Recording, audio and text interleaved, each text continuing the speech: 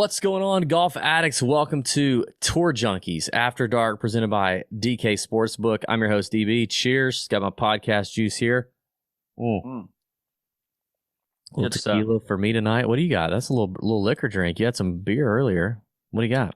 Yeah, Is that a liquor drink or that's? no, this is actually just rosé in a liquor drink glass.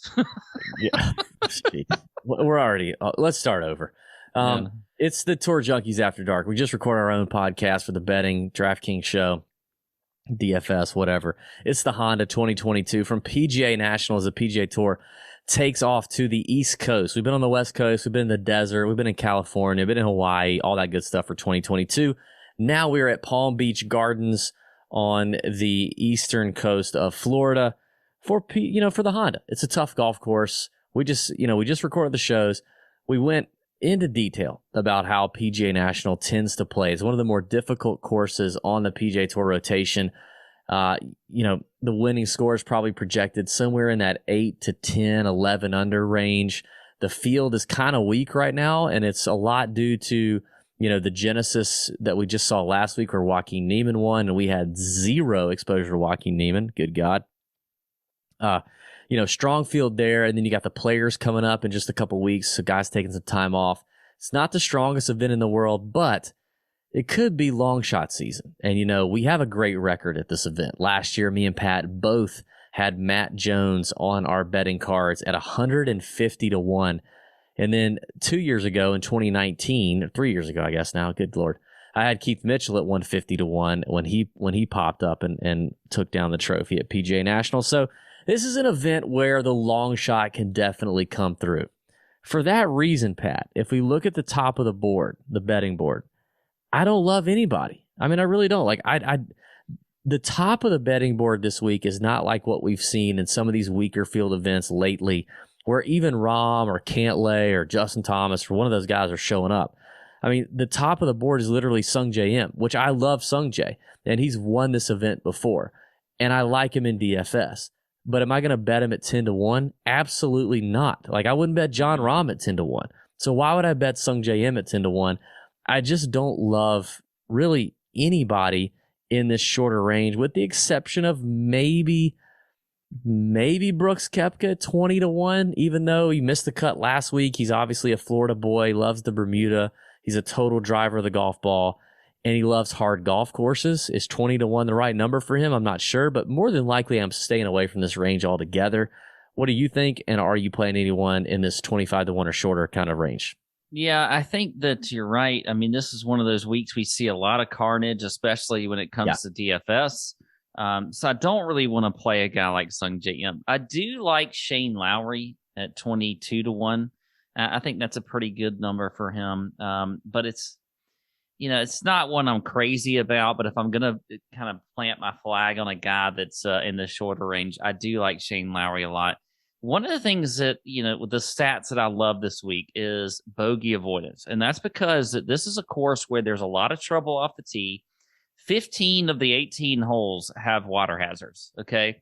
So there's water all over the place. You got to be accurate off the tee. You got to be a good ball striker.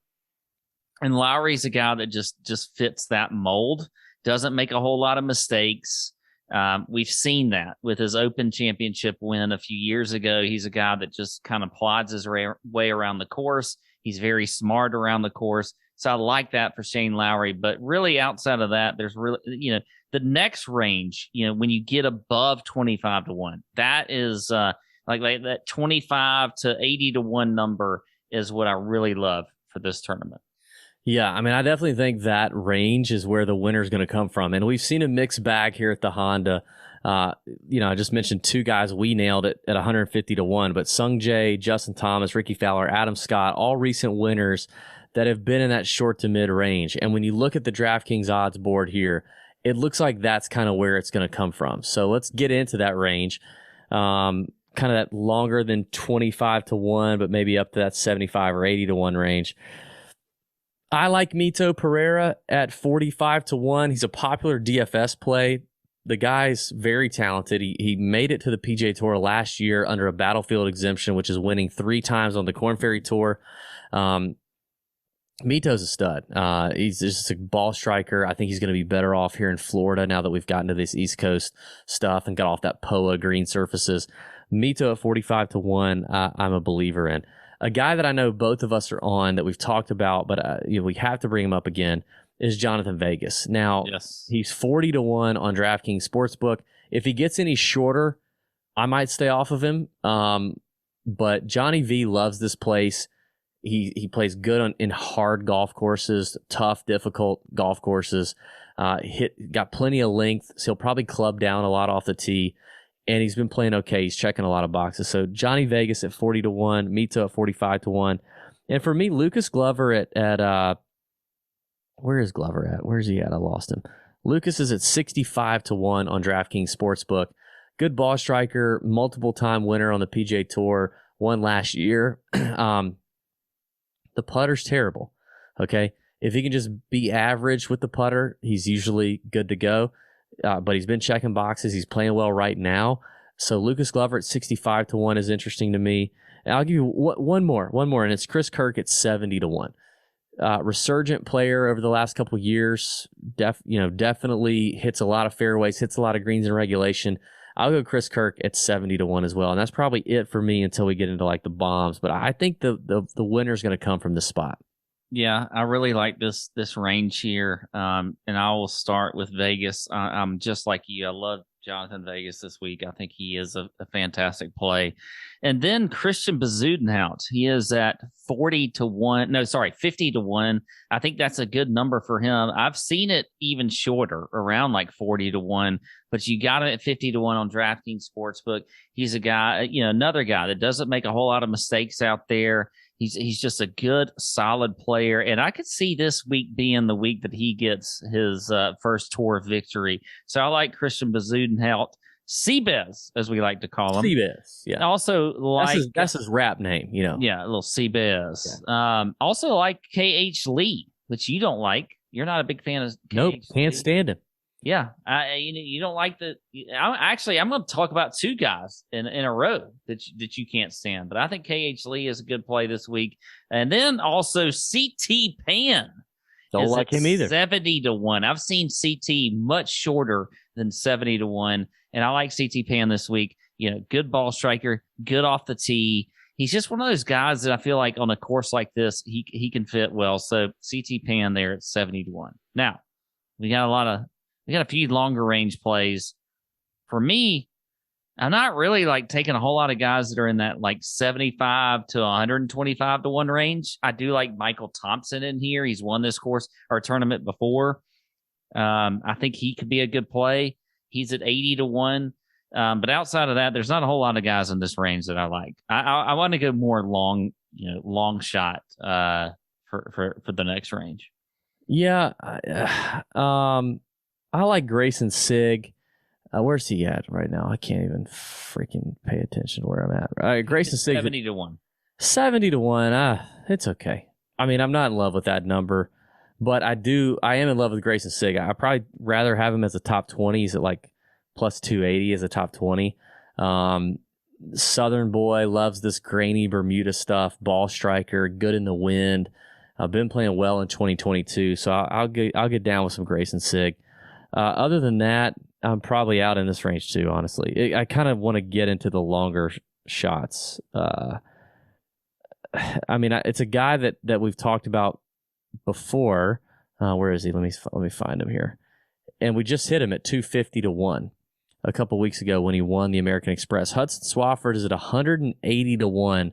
That is a long number for a guy who's a good total driver. He's probably in the best form he's ever been in coming into the Honda. And he's not had a great performance at the Honda, but he's played it a lot. So he's got a lot of experience, but he's not played it well. But he's coming in playing better than he's ever played. Coming off the win at the Amex just a couple weeks ago, total driver, ball striker, 180 to 1. I mean, everywhere else he's either 100 or 150 to 1. So DraftKings giving you some value there on Hudson Swafford. That's it for me. I'm not going to deviate much from this 35 to 80 to 1 range on DK Sportsbook. Well, I'll give you a few numbers or a few guys in here. I like Mark Hubbard. He's at 130 to 1. He's a guy that's played this course well in the past. He's been in decent form, so I like him. And he also just played in a Corn Ferry event. I think he finished top 10. Finished So, sixth. Yeah. so I like Hubbard there at 131. I like Sepp Straka at 140 to 1. Coming off what I think he had a top 15 finish last week, kind of snuck up in there, or in his last tournament. So at 140 to 1. And then JT Poston is at 200 to 1. Obviously, he has win equity because we know he's won on tour before. I feel like this is a good course fit for him. So I like him at 200 to 1. I mean, that's a long shot number, but JT Poston is a great player, and this is a course where he can win. I don't mind the Poston play. Probably rather have him as a top 20.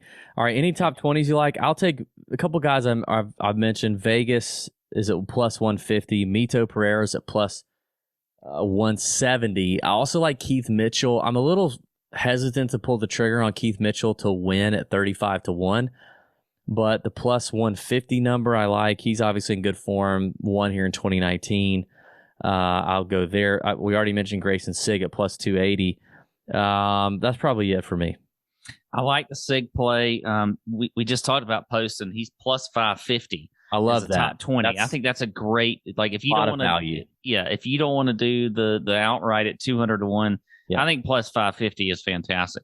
Seabez is plus 180 as a top 20, and then also Aaron Rye at plus 360. I kind of like Aaron Rye there.